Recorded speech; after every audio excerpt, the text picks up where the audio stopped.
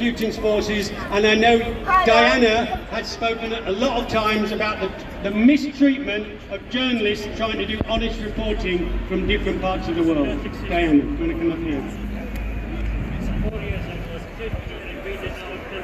Hello there. Solidarity to you all.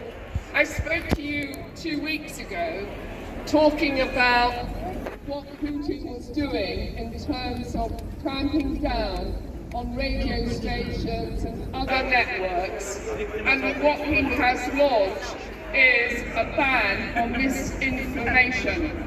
So if in fact you disagree with what the government is saying, that is misinformation, and you could end up being penalised, or as in some cases with the journalists, being imprisoned.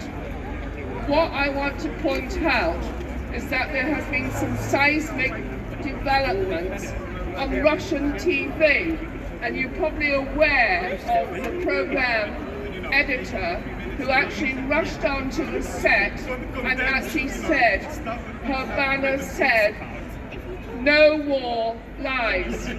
Okay, can you hear me now? No war, lies. And what that has brought about is a lot of changes, and it's actually pricked the consciousness of a lot of journalists who have decided to resign. So you have now got a lot of Russians working either for the radio stations, national television, or newspapers, have actually resigned. I can't pronounce the names because I'm not Slavic, but nevertheless I can assure you, if you read it in terms of the BBC and elsewhere, many well-known presenters and journalists have stepped down because they can't tolerate the absolute lies that is being told by Putin and his government. And I think what we have to say is, we say well done to those journalists who are breaking away with his diktat of what they can or cannot report. It's absolutely important, as I said last week or the week before, that in fact everyone knows what is going on in Ukraine.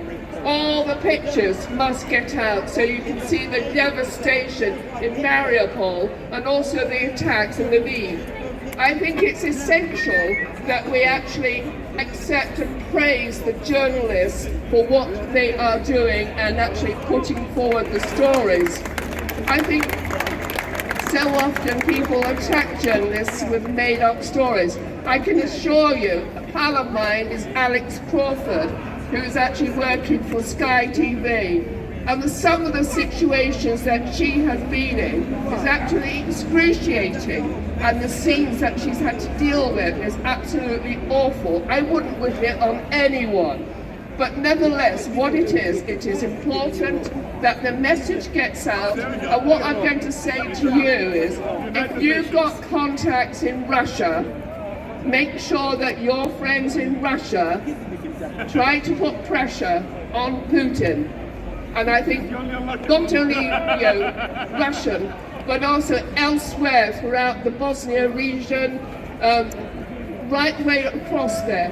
People must know what is going on, and it is unacceptable. And I think it belies that in fact people should stand up and protest. So I just want to say to you, journalists are just doing their job. Sometimes they get imprisoned, sometimes they get killed, sometimes they put in jail for a long time. What I want to say is just support those journalists who are doing their job. Thank you much.